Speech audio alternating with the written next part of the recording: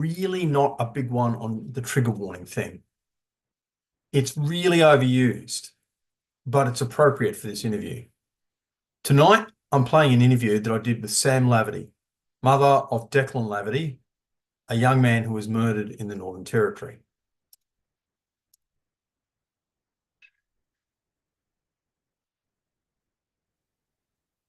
The one thing I needed to know was that he didn't suffer, but listening to that last 000 call, he not only suffered, but he died an agonising death.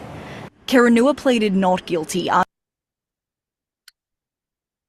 So, this interview was conducted prior to the court case, so many of the circumstances discussed have now been made public, and some of the perceptions were incorrect. Also, you're going to hear the word alleged, but now the matters have been finalised at court with the matters have been finalised at court with findings of guilt, so they are no longer alleged but proven. I've edited out some of the conversation about the status of the offender at the time of the offence, but I've kept most of this interview because it's about the event from the perspective of the victim's mother. I suppose you could say, really, when it comes right down to it, this interview is actually about a mother's suffering. Seriously, be warned. This one really is, no kidding, pretty emotional. I want to take this opportunity to thank Sam for her courage and candor. If you want to watch something that, unironically, is really stunning and brave, listen to Sam for the next 32 minutes. She's very pro-law enforcement, but not exactly enamoured with the Northern Territory justice system. But enough from me. Let's hear from Sam.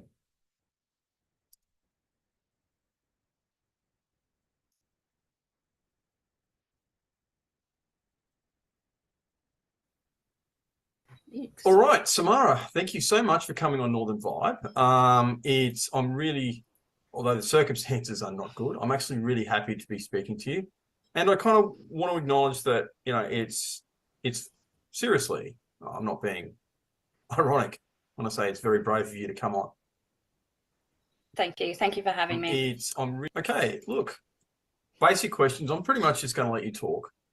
Tell me who you are and why you're here to talk to us. Okay, so my name's Samara. I am the mum of 2 kids, Declan and Bridget. I've been a paramedic for over 25 years now, so I'm pretty... and why? I can do these in my head, and I've done a huge amount of interviews now, and I still get caught up on. Yeah, anyway, okay, so I have two kids, Declan, who is 20, and Bridget, who is 17, about to turn 18. In March this year, my son Declan was at work at BWS in a place called Gingilly, which is a suburb of Darwin. 10 minutes before the end of his shift, someone came in. I'm unsure as to what actually was said. There may have been a refusal of alcohol, or there might have been possibly a comment about not being able to enter the store without shoes. I'm not entirely sure. I received at 21:19 local time Cairns a message from him saying, "I love you, Mum. I've been stabbed." We think that he was stabbed protecting his staff and the customers in the store. He managed to get to his phone and text both me and his dad. As soon as I got that text, I rang him. So the phone somehow got answered. All I could hear was screaming in the background. I tried again and again, and the phone wouldn't answer, so I rang the store. That didn't get answered either. While I'm doing that, Bridget was on the phone to her father, who Declan lived with in Darwin, and she was trying very hard to get him to go down to the store and find out what was going on, because we couldn't get any answers. At that point, I rang 000, got put through to the police in Darwin and said, "Look, I've received this message. I don't know what's going on. I can't get hold of anyone." And they said, "Yes, we know about that. There are police and ambulances on scene." And then she said, "I'm just going to pop you on hold for a sec." And with the experience that I have in emergency services, I know that's not a good sign. And then she came back and asked for my name and phone number. While all this was going on, it all happened within about 10 minutes with multiple things happening. We were able to get Damien, Declan's dad, to get down to the store. That was probably the longest 15 minutes of my life, waiting to hear. His dad rang and said he was stabbed and he died. So that's, we found out the next day that the alleged offender had been out on bail for a previous stabbing of someone he had stabbed the year before. That recently went to court. He was found guilty and he received a sentence of 2 years, 1 year non-parole. So I'm sort of like, okay, how is that in any way, shape or form a deterrent? But my biggest thing is that the alleged offender was out on bail for a serious violence offence, and he should never have been allowed out on bail. I don't know how that would have changed anything at the end of the day, but him not being on bail would have meant that he wasn't out that night. Declan's store was, I think, the fourth store that this group of three hit in a row. They'd gone to a couple of places before, and they'd been to another bottle shop just before they went to Declan's store. And they had assaulted the security guard there, who was hit over the head with a full bottle of wine and ended up with numerous stitches in his head. He was charged with a number of other offences. Okay. In relation to the previous incident. They all went to court a few weeks ago, and those matters have now been finalised, which allows the prosecution to be able to bring them in as evidence towards his behaviour. Okay, and that's what he was on bail for. Okay. Yes. So when you say that he's since gone to court and stuff like that, all right. So those matters have been finalised, but he was on bail 3 weeks ago. Yeah, at the time of the alleged offence, he was on bail for those alleged offences. Oh, so for those offences which have now been substantiated in court. Yeah, which have now. Yeah. Yes. Okay, so they're no longer alleged offences. Okay. No, they are. He was found guilty. Okay. All right. So the main message that I'm hearing that you want to discuss is in regards to bail laws. Is that correct? That's one of the things that you want to focus on. Yeah. What would you like to see? We are focusing very heavily. Yeah. So yeah, our biggest thing is at the moment ensuring that people who are doing these things are not able to go back out and do it until those initial matters are dealt with, because they're serious violence offences for a reason. They've, as a result of Declan's death in the Northern Territory, it did trigger a bail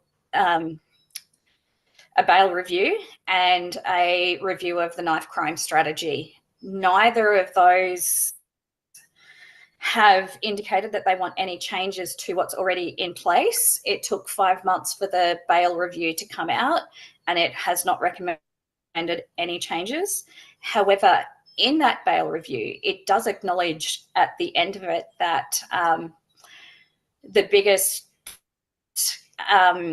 concern for people to go on and commit further serious violence offences are people that have already committed a serious violence offence. But they have not recommended any changes to allow for that. So that's one thing that we're looking at. And the other thing is the approach to knife crime strategy and education around knife crime.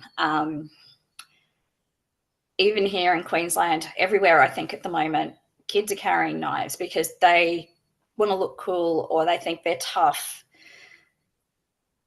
And it's very easy for them to pull the knife out and for things to get really bad really quickly, even if that's not what they meant to begin with.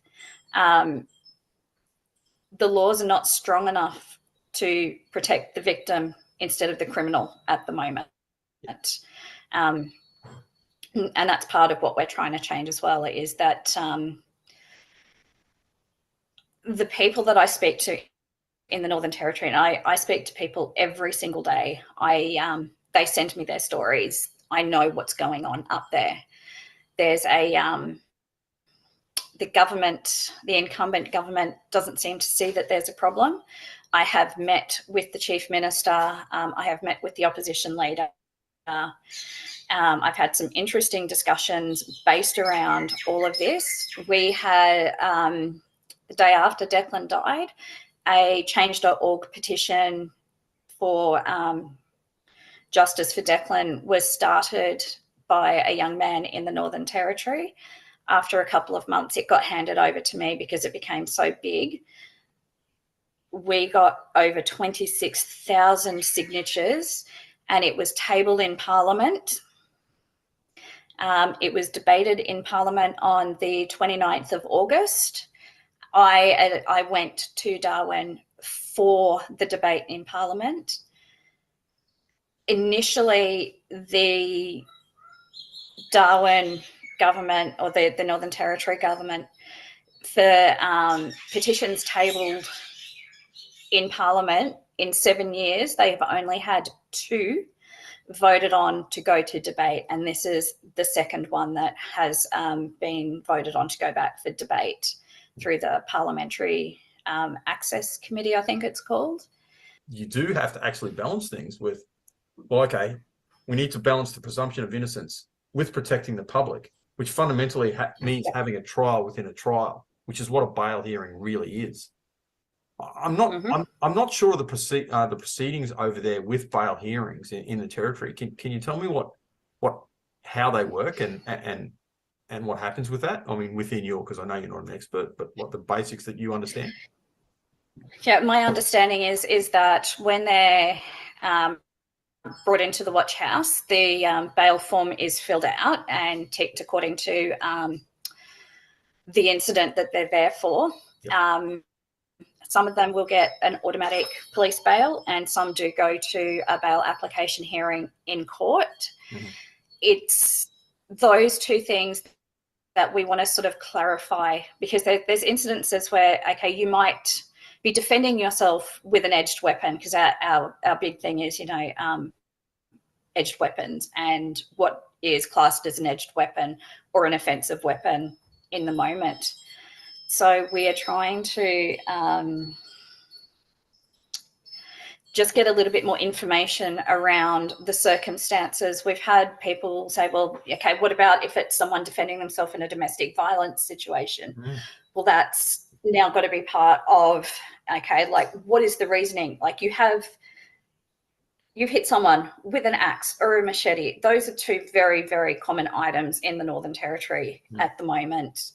Particularly a machete or hunting knives, and even the good old kitchen knife. The reason for why you have it out in the first place, is it good old Farmer Joe from up the road who always carries a pocket knife on him, and he gets caught for, done for having a weapon on him because that's considered an edged weapon?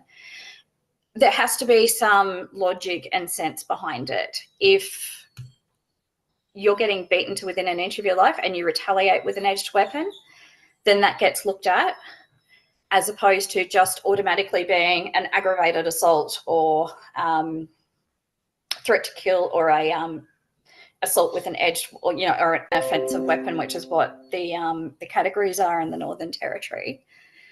And so we're just asking them to look a little bit more into why that person is in possession of a weapon or has used it. For example, last week there was in Darwin, and I think it was the Palmerston Bus Exchange, a young girl with a 27 centimetre knife was waving it out and about. She pleaded guilty, and she got a 4-month suspended sentence. That is it. This is a lot of the outcomes for this also look at whether or not there's physical injury, and mental injury hasn't come into much of it at all. Everything's got to be, was there physical injury inflicted? So we're trying to get the base of, you know, like a psychological injury is quite often a lot worse than what a physical injury can be. So it's a hugely multifactorial issue. It's not going to be fixed with a Band-Aid. It has to start, but somebody has to start it, and it has to start somewhere.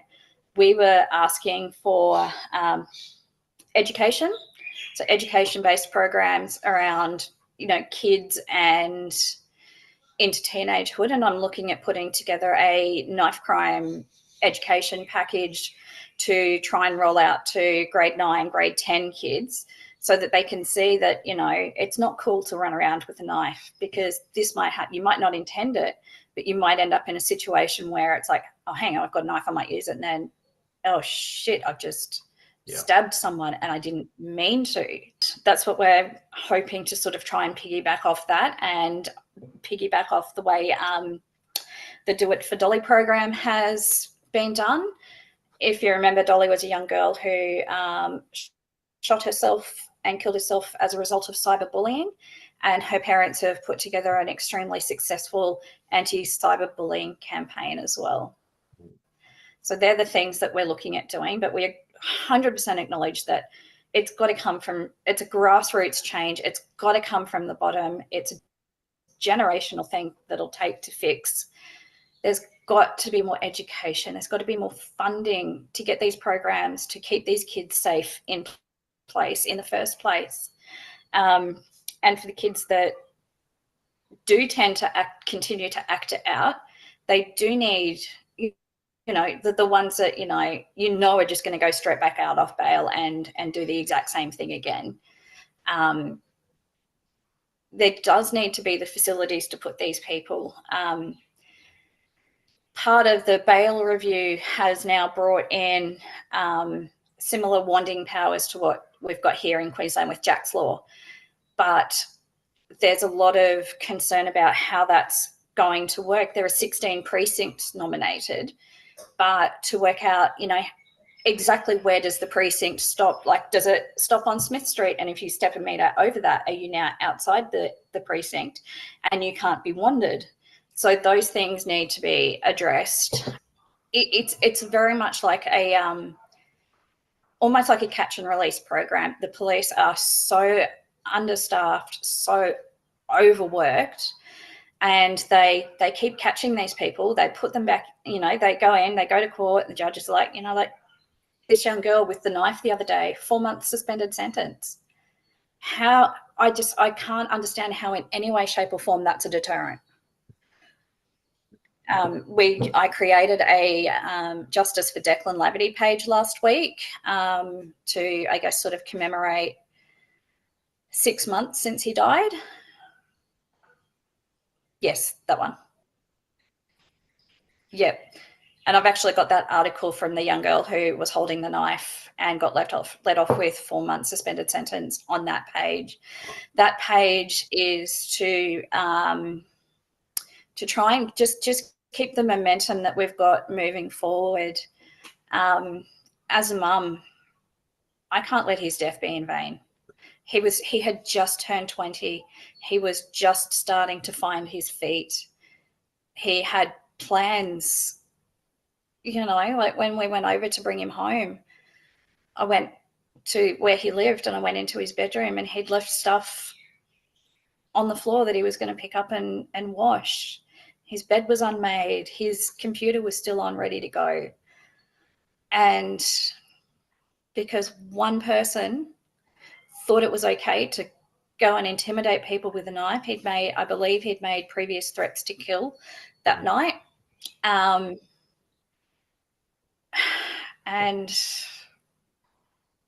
it shouldn't have been anyone, but it was my son. And no pun intended, but over my dead body will I let this rest. I want change. There needs to be change. There's a huge movement in the Northern Territory for change, and we can't quite work out why it's not being translated to the rest of the country. There are things that happen on a daily basis in Darwin and in Alice Springs that are pretty horrible and vile. There was another stabbing murder last weekend, I think, outside the Woolies in the middle of the main street. Yeah. Because, I mean, There's other stabbing. This issue was discussed after Lint too, because the person responsible for the Lint Cafe siege was on bail. So it's not a recent thing. Wow, look, again, I really want to acknowledge the incredible courage, and I got to be honest, mate, I'm kind of like, my lips are wobbling a bit. So the fact that you've managed to keep a stiff upper lip during this interview is a true credit to your character.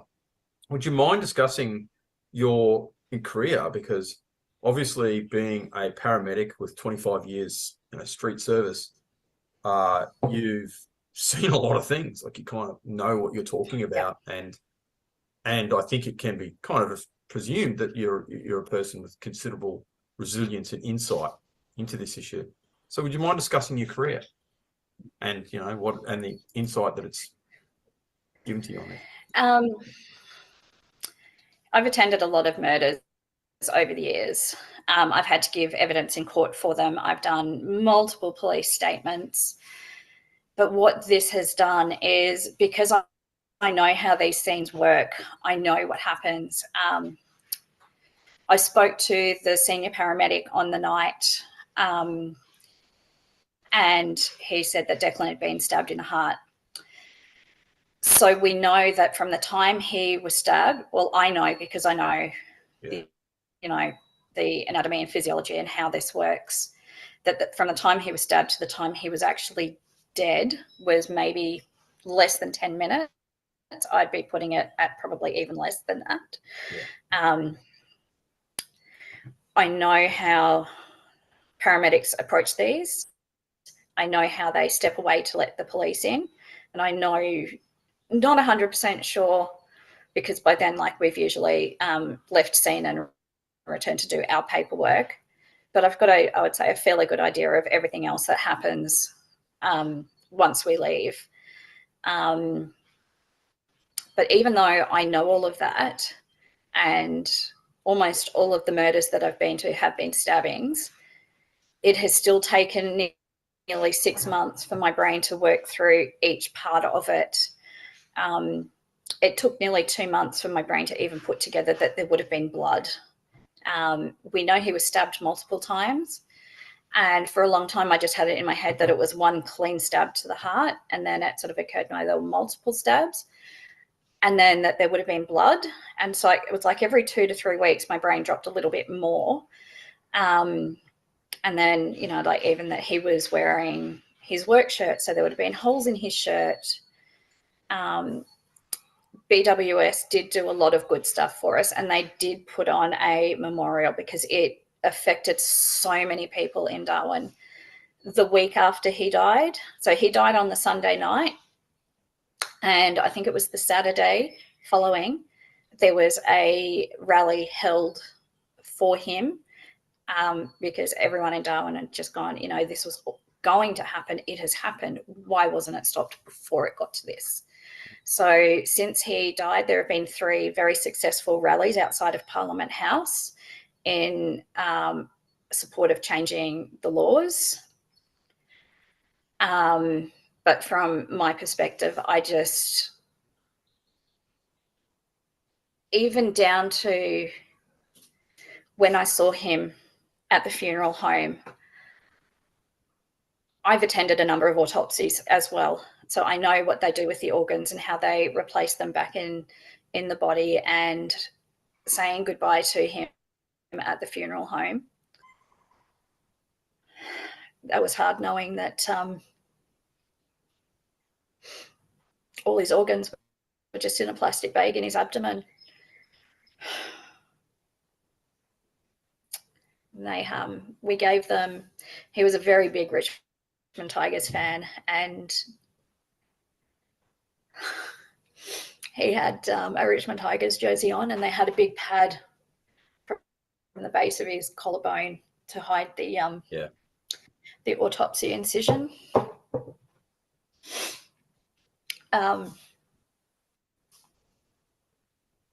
Even Sometimes you can know too much. yeah, that's it. Like, I was actually talking to Marina the other night about it. Exactly the same thing. Like it's hard to know that that's. And without going into the details, like you come from an emergency services family.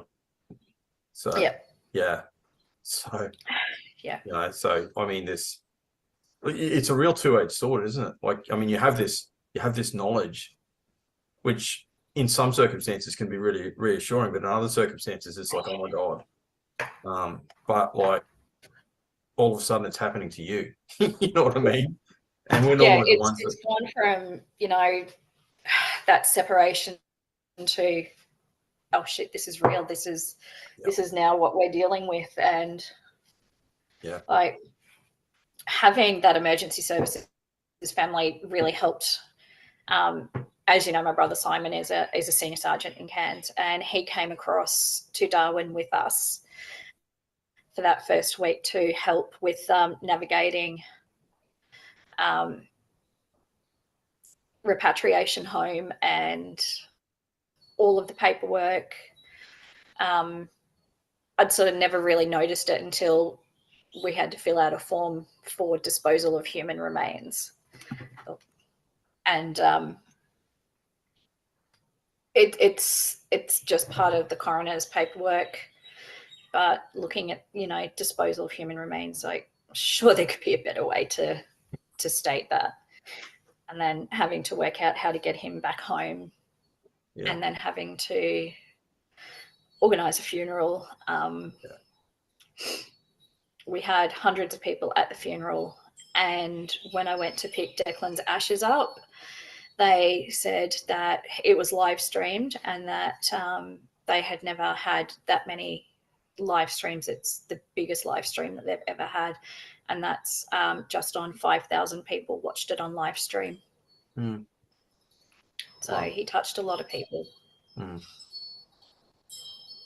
Wow. Well, it's kind of emotional.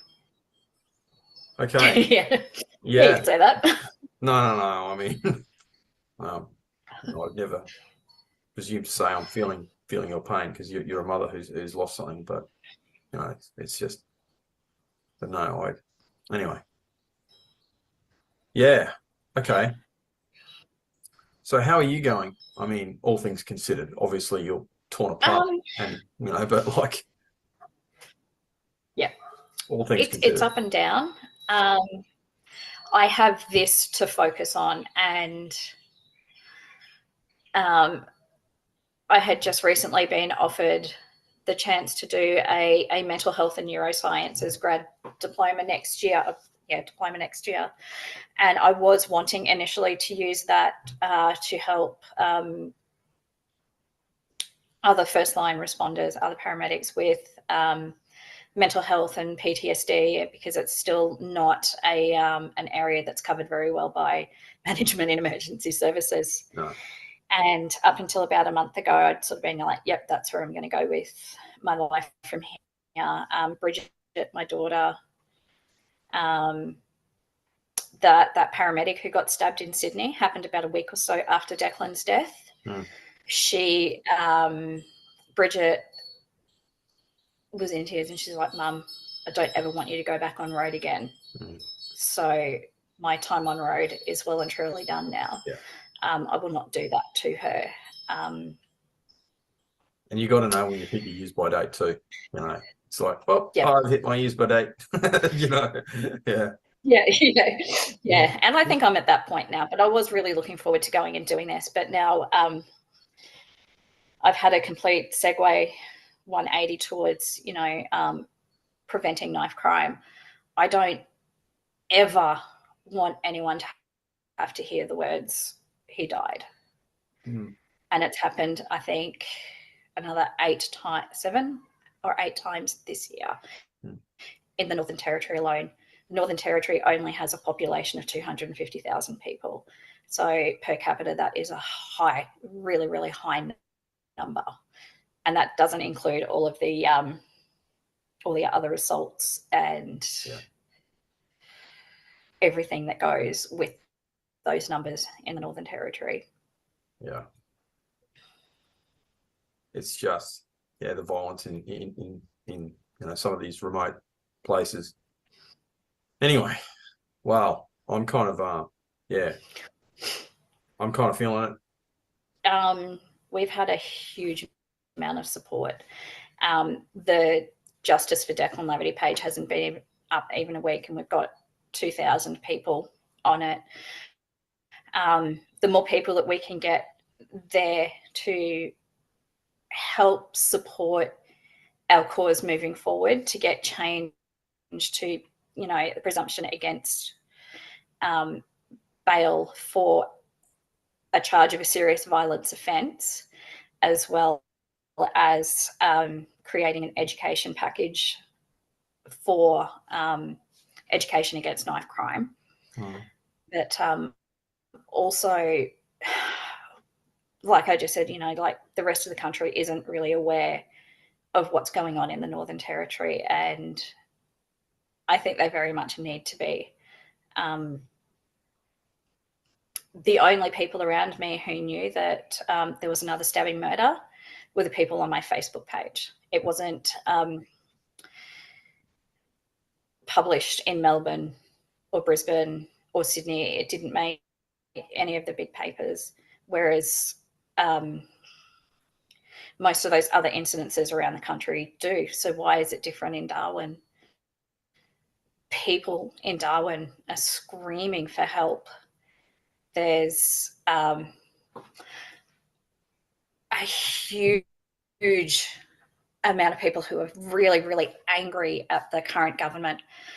They said the day after our petition was debated in Parliament that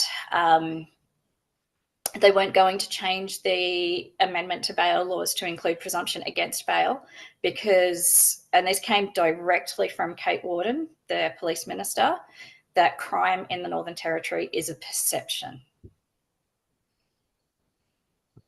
It's only a perception. Wow. And that 26,000 signatures on our petition didn't really count because not everyone lives in the Northern Territory. And I was like, hang on, I don't live in the Northern Territory. And I'm pretty impacted by the crime that happens in Darwin. Declan was often telling me 3 weeks before he died, someone tried to hold him up with a screwdriver. Another colleague of his got punched in the face so hard that he's never been able to return to work. And Declan was telling me these things almost on a daily, if not weekly basis. But all of that is just so, it's part of such a multifactorial thing, and that it does cover a lot of different areas because it was at work. WorkSafe are investigating it. So that's a completely separate thing to what we've got going on. But at the end of the day, if I can make any difference, it will be making sure that we can get more knives off the street, more edged weapons, and making it a safer community. We're never going to stop crime. That's never going to happen. We're never going to stop murders. We're never going to stop stabbings. But let's reduce the chance of that. Like I said, unfortunately, violence is part of the human condition. It goes back to, Cain and Abel, really. Yep. Thanks to all the people that are liking, sharing, and commenting. Please make sure you do that. Hit that subscribe button, all that kind of stuff. It was really emotional. I get choked up again just watching that. A big thank you to Sam Laverty coming and sharing her story and her grief with us. And congratulations to you, Sam, for the excellent work you're doing, bringing this really important issue the profile it deserves. I've actually spoken to Sam, and I'm keen to get her on again in the very near future to see how her projects are going, and some good has come out of this tragedy. Thank you all. See you next week. Please like, please share, and stay safe. Especially, big shout out to all the emergency services, the AMBOs, the coppers, and people, people who are in dangerous positions, which turns out being BWS in BWS salesperson in Darwin. Thank you all. See you next week.